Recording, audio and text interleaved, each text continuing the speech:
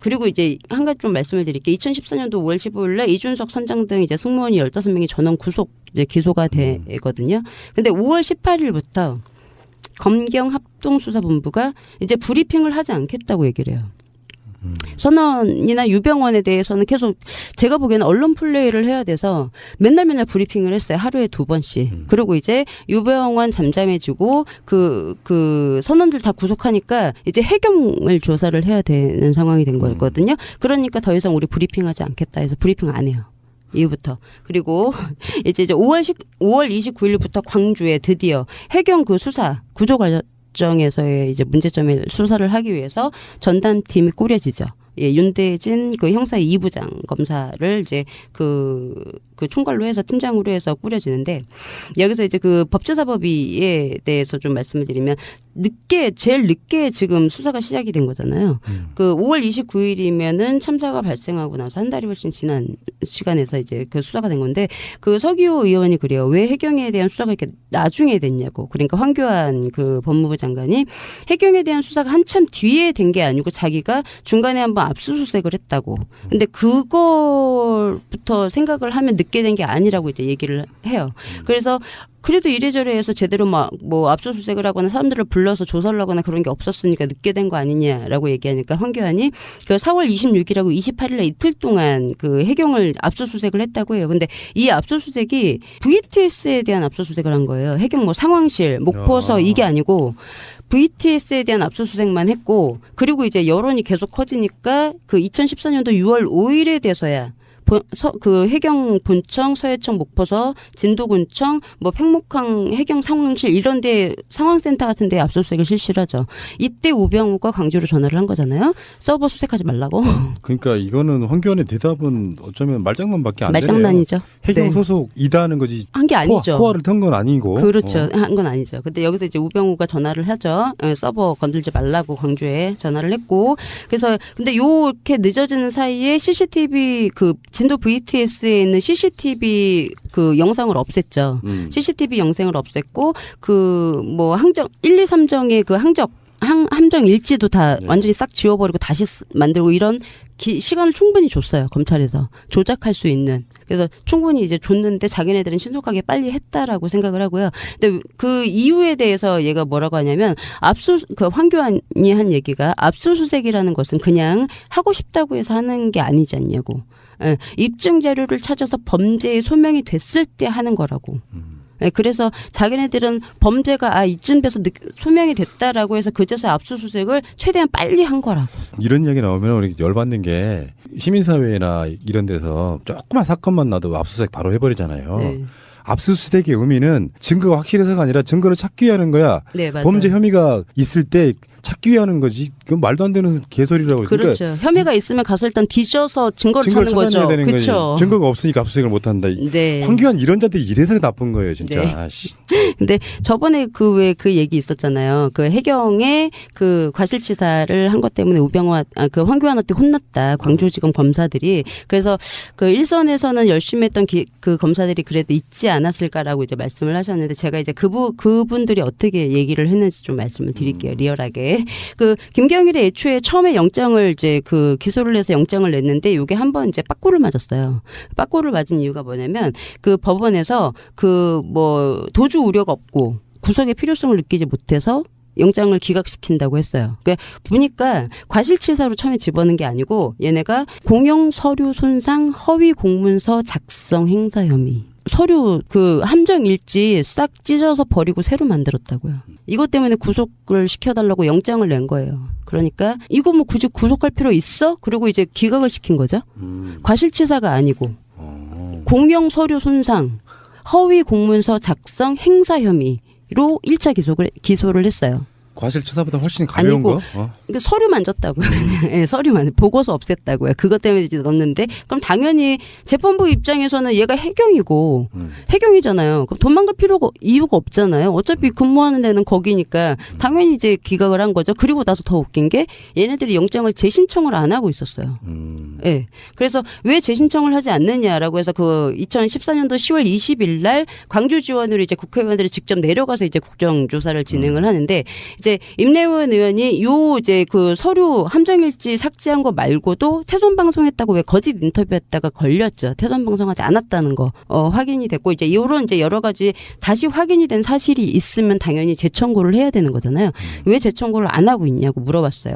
그러니까 광주지검 그 검사장 변찬우가 고민을 참 많이 했습니다.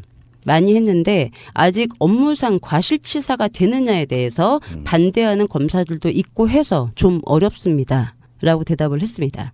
예, 그래서 김내연 의원이 다시 그 이제 뭐 공용 서류 손상 허위 공문서 말고 순환구호법 어차피 그 현장 지휘자였잖아요. 그러니까 순환구호법에 대해서 적용을 해서 다시 그 영장을 제출하도록 검토를 좀 해봐라라고 하니까 그 요거는 이제 김진태 검찰총장이 그 1, 2, 3정 문제는 전국의 전 검사들 의견을 수렴할 정도로 정말 나름 고심을 했대요. 이렇게 멍청한 거예요, 검사들이? 이거를 제명을 하나 씌우는데 전국의 검사들의 의견을 수렴을 했대요. 참 고생했죠.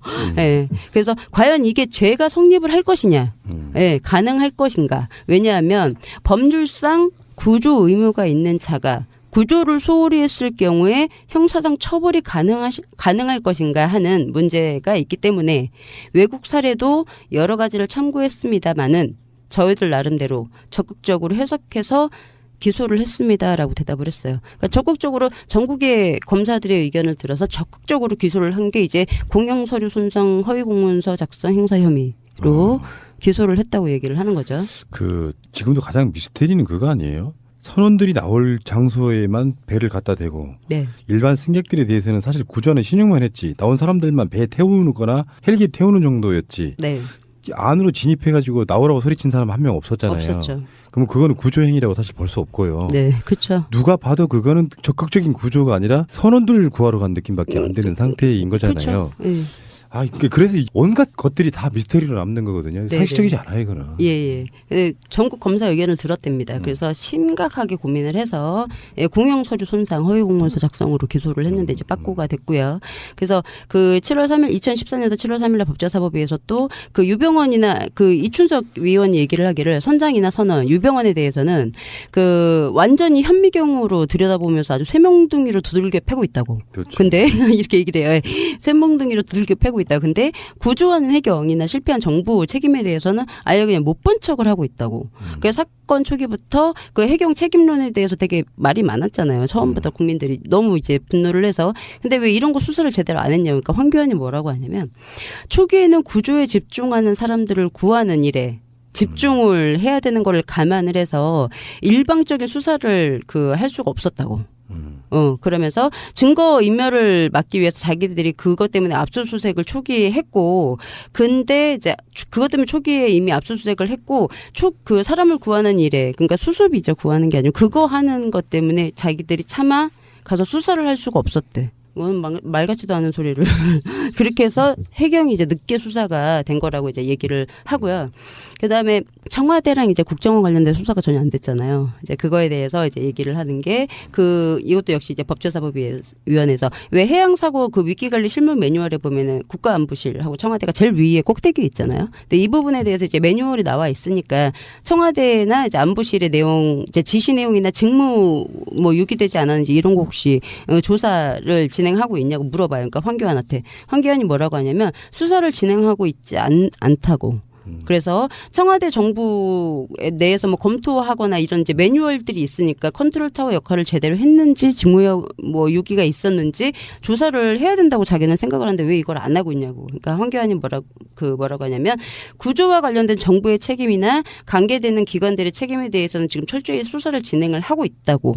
근데 이제 다 아시겠지만 그 기관 조사한 건 없죠. 예, 근데 그렇게 이제 이렇게 얘기를 하고 그래서 다시 한번 물어봐요. 자료 주무부서 쪽에서 다시 한번 검토를 해보라고. 그러니까 주무부서에서 이건 분명히 컨트롤 타워가 맞으니까 직무유기 여부에 대해서 다시 한번 검토를 해보라고 다시 한번 얘기를 하니까 그 황 교안이 뭐라고 하냐면 조사와 수사는 좀 차이가 있는데 검찰에서는 수사를 전제로 조사를 하는 것입니다만은 하면서 말을 이제 끝까지 못해요.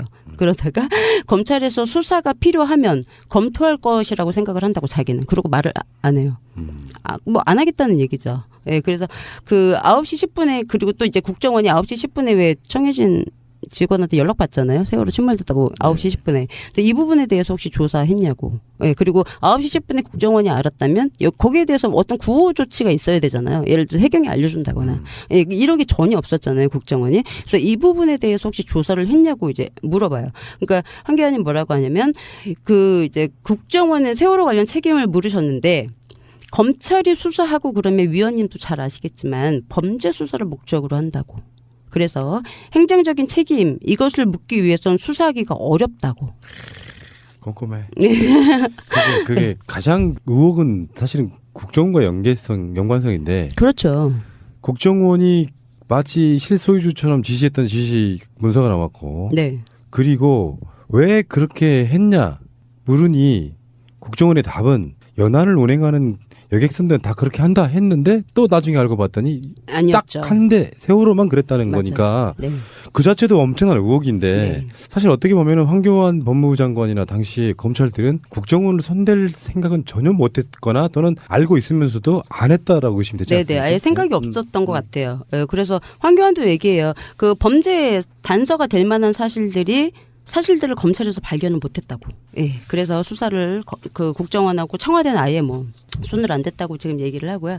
그래서 그 광주에서 있었던 국정조사에서 박지원 의원이 얘기해요. 세월호 침몰하고 나서 왜 그 정부가 아무것도 못했잖아요. 뭐 지시를 한다거나 그런 게 이제 없었는데 지휘체계나 청와대 뭐 안보실 이런 거에 대해서 왜 조사를 못했냐고. 그러니까 광주 그 검사장 변찬우가 제 생각에는 그게 참 외람되지만 수사 능력의 문제라기보다 애초부터 수사 대상이 아니었다.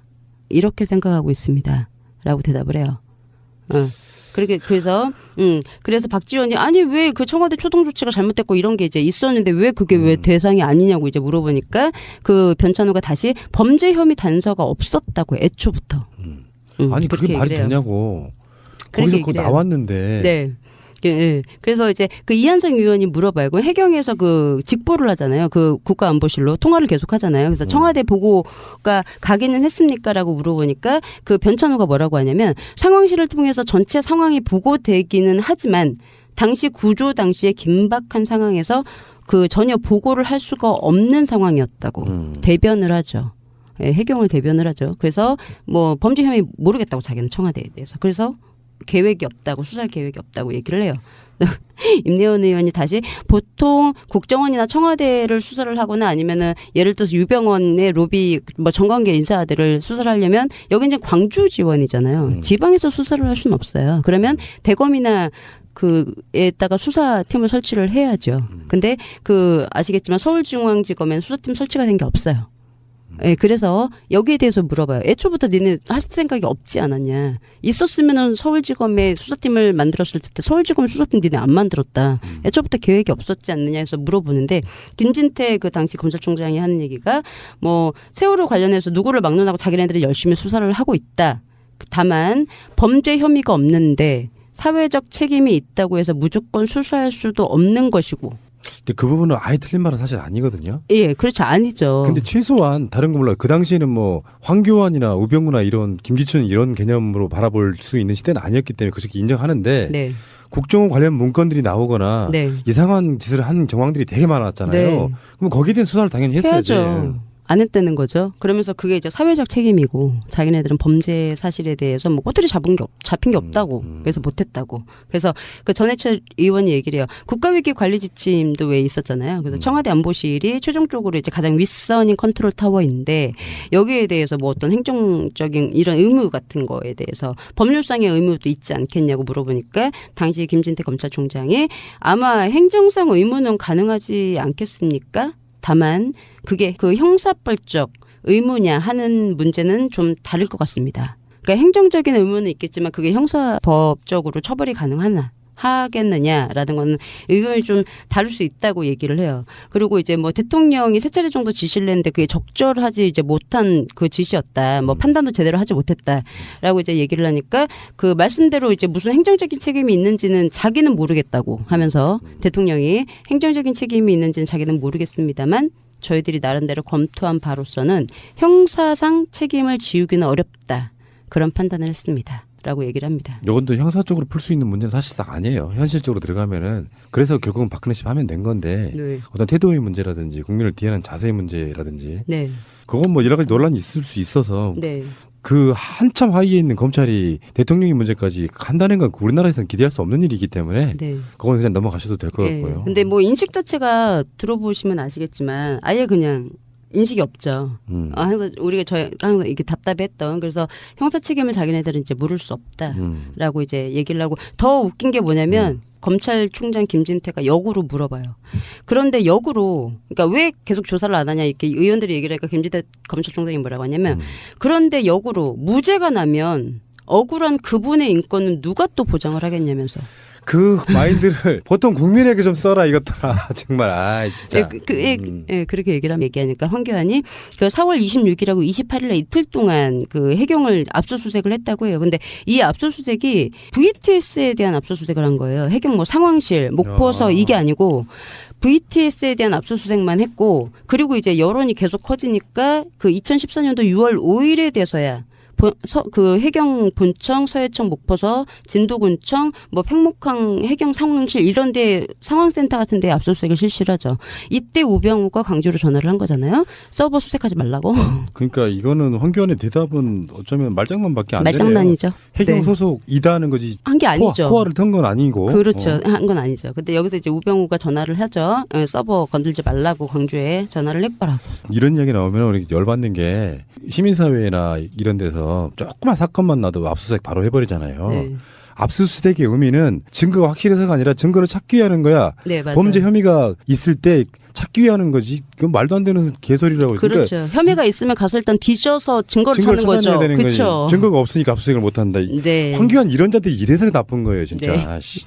근데 저번에 그 얘기 있었잖아요. 그 해경의 그 과실치사를 한 것 때문에 그 황교안한테 혼났다. 광주지검 검사들이. 그래서 그 일선에서는 열심히 했던 그 검사들이 그래도 있지 않았을까라고 이제 말씀을 하셨는데 제가 이제 그분들이 어떻게 얘기를 했는지 좀 말씀을 드릴게요. 리얼하게. 그 김경일의 애초에 전담팀이 꾸려지죠. 예, 윤대진 그 형사 2부장 검사를 이제 그 총괄로 해서 팀장으로 해서 꾸려지는데 여기서 이제 그 법제사법위에 대해서 좀 말씀을 드리면 제일 늦게 지금 수사가 시작이 된 거잖아요. 그 5월 29일이면은 참사가 발생하고 나서 한 달이 훨씬 지난 시간에서 이제 그 수사가 된 건데 그 서기호 의원이 그래요. 왜 해경에 대한 수사가 이렇게 나중에 됐냐고. 그러니까 황교안 그 법무부 장관이 해경에 대한 수사가 한참 뒤에 된 게 아니고 자기가 중간에 한번 압수수색을 했다고. 근데 그거부터 생각을 하면 늦게 된 게 아니라고 이제 얘기를 해요. 그래서 그래도 이래저래 해서 제대로 막 뭐 압수수색을 하거나 사람들을 불러서 조사를 하거나 그런 게 없었으니까 늦게 된 거 아니냐라고. 그리고 이제 한 가지 좀 말씀을 드릴게요. 2014년도 5월 15일에 이준석 선장 등 이제 승무원이 15명이 전원 기소가 되거든요. 근데 5월 18일부터 검경합동수사본부가 이제 브리핑을 하지 않겠다고 얘기를 해요.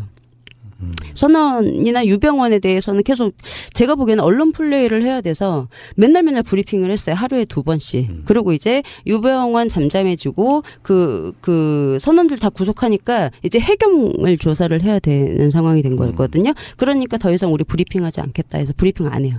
이후부터. 그리고 이제 5월 29일부터 광주에 드디어 해경 그 수사 구조 과정에서의 이제 문제점을 수사를 하기 위해서 그래서 근데 요렇게 늦어지는 사이에 CCTV 그 진도 VTS에 있는 CCTV 그 영상을 없앴죠. CCTV 영상을 없앴고 그 뭐 항정 1, 2, 3정의 그 함정 일지도 다 완전히 싹 지워버리고 다시 만들고 이런 시간을 충분히 줬어요. 검찰에서 조작할 수 있는. 그래서 충분히 이제 줬는데 자기네들은 신속하게 빨리 했다라고 생각을 하고요. 근데 그 이유에 대해서 얘가 뭐라고 하냐면 그 황교안이 한 얘기가 압수수색이라는 것은 그냥 하고 싶다고 해서 하는 게 아니지 않냐고.